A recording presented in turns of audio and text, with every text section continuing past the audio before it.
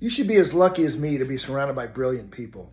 A few years ago, my friend Ray Engen, who's a former comedian, taught me that the act of laughing actually shows or demonstrates that we trust others.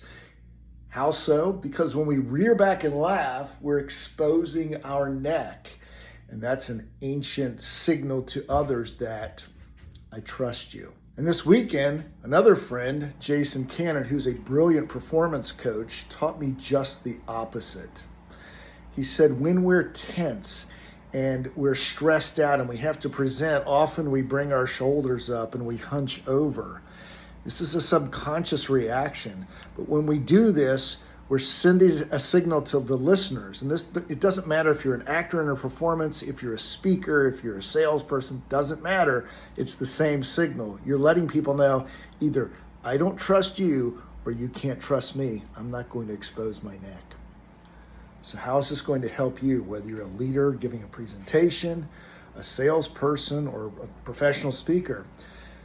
Check yourself before you step in front of a group. Make sure your shoulders are down. Do some deep breathing. Let the breath take your shoulders down and help you relax so you're not sending a signal to the audience before you even speak that I don't trust you and this ain't gonna go well. Relax the shoulders.